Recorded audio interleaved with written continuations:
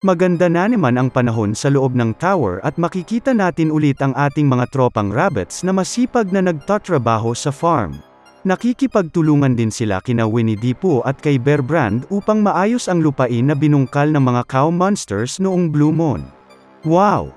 Ang lupit nyo! Yung mga gabundok na lupa na nahukay ay mabilis na linis. Nga pala, itanim natin ito sa lupa ngayong araw.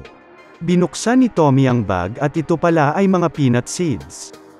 Tinanim nila ito at sinabi din sa atin na na-harvest na daw nila ang mga corn this morning at si Tommy ay nag-level up muli. Sinabi ni Tommy na, mukhang worth it ang pag-improve ng aking agility para mapabilis ang aking working speed. Nagawa kong mat-anim ang mga peanut seeds sa loob lamang ng ilang oras. Mayroon daw maliit na pagbabago sa seed store. Pinakita naman sa atin ang panahon nung pagpili ni Tommy ng peanut seeds. Ayon sa kanya ay ang peanuts daw ay isang magandang crop at nagre-restore ng fertility ng lupain.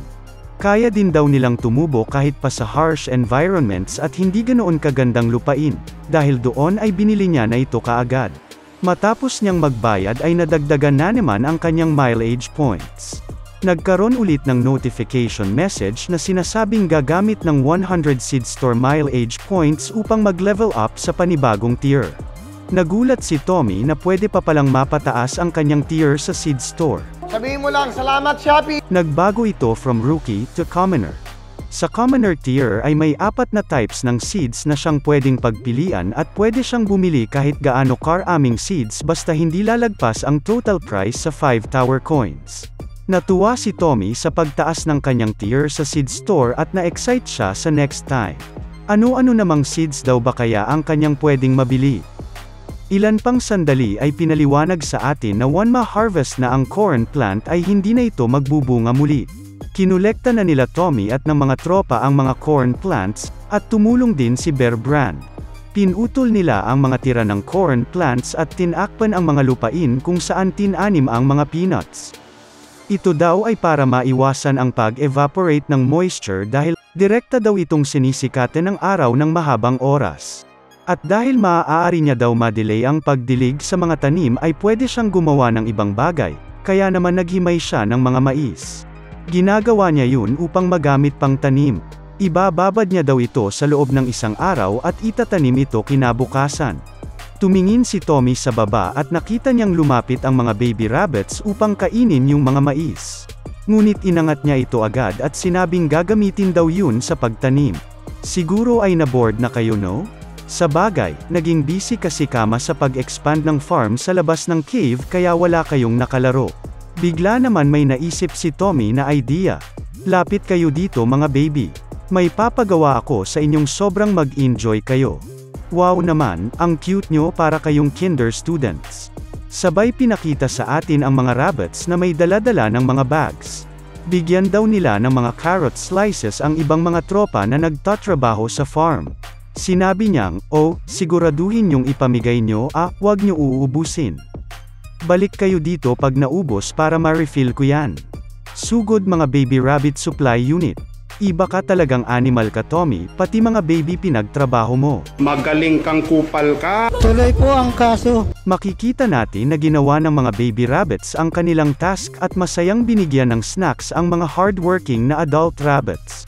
Pagbalik daw ni Mooning ay sasabihan siya ni Tommy na bumili ng mga cute na damit para masuot ng mga baby rabbits. Na-imagine naman sila ni Tommy na may iba't ibang suot na costume at siya ay nanghinayang na wala siyang phone para makapag-picture. Pinakita naman ulit sa ating ang lupain sa labas ng cave, nang biglang may dumating na isang minotaur doon. Ito pala ay si Deox 3 mula doon sa mga nakaraang chapter. Sinabi niyang, saan nga ba kasi yun? Nag-ulo na yung memorya ko dahil sa Blue Moon, ito lang dapat yun eh. Sus Mariasep naman yan paisting yawaka jakamawatan.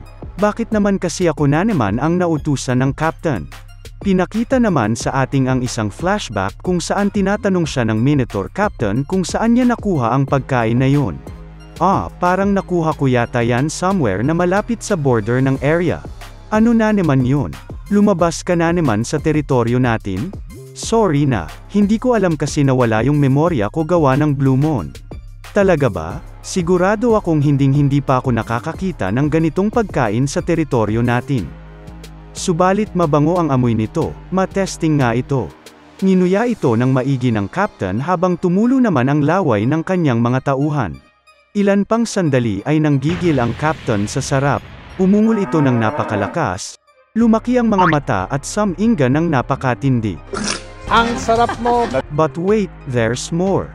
Nang inag ang kaluluwa ng Melaino at nakuryente ang kanyang katawan, lalo pa daw itong sumasarap habang ninunguya ito. Nakaramdam di siya ng energy boost na para bang nakainom ng Milo kaya pakiramdam niyang lalong lamalkay daw ang kanyang mga muscles. Ox 3, makining ka saking bata kang kalabaw kang animal ka, hanapin mo yung lugar kung saan mo ito nakuha. Bilis-bilisan mo, ang future ng Minotaur race ay nakasalalay sayo. Dalhin mo ang karangalan ng isang warrior. Sundin mo ang aking command, buong puso akong naniniwala sa iyo, Ox 3. Nako naman, kung hindi ko mahahanap yun, siguradong bagbog sarado ako sa captain. Tatampalin niya ako gamit ang kanyang malalaking muscles. Nandito na ako sa border point ng aming teritoryo, papunta na ako sa forest area ngayon. Paano na lang kaya kung makasalubong ko yung malaking oso na nandito? Hindi ako ready na makipaglaban doon.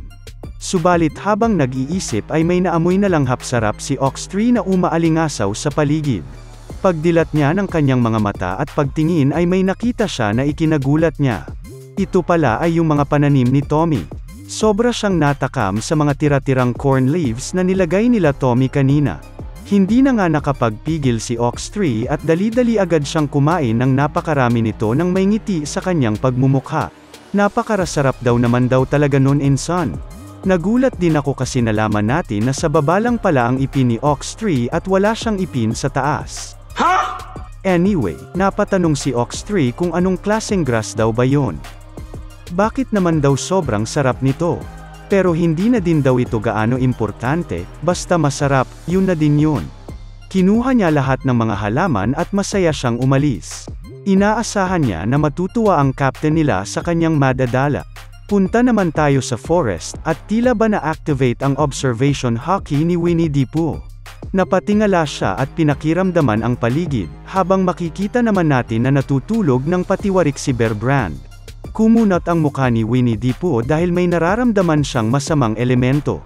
Nanggigil na din siya at naglabas na siya ng deadly killing aura na may halong nen, chakra, hockey. Habang nagliyab na din ang kanyang ultra instinct. Nani? Sunod na pinakita sa atin ang tower manager na umiinom, habang ginagamit ang spa. Masaya siya dahil pwedeng-pwede niya na daw magamit ang adult spa ngayong lumaki na siya. Dati daw kasi ay hindi niya ito magamit dahil sa sobrang liit niya. Bigla naman may lumabas sa notification box habang nagre-relax siya. Nairita siya dahil iniistorbo siya sa kanyang relaxation time. Ano daw ba kasi ang problema nitong oso na ito? Tinanggap ay ang call at pinakinggan ang hinaing ni Winnie na nagpaalarma sa kanya. Napunta tayo sa cave kung saan natutulog si Tommy. Ginaisang siya ng tower manager at sinabi sa kanya na may nadetect si Winnie na ibang monsters sa paligid ng cave.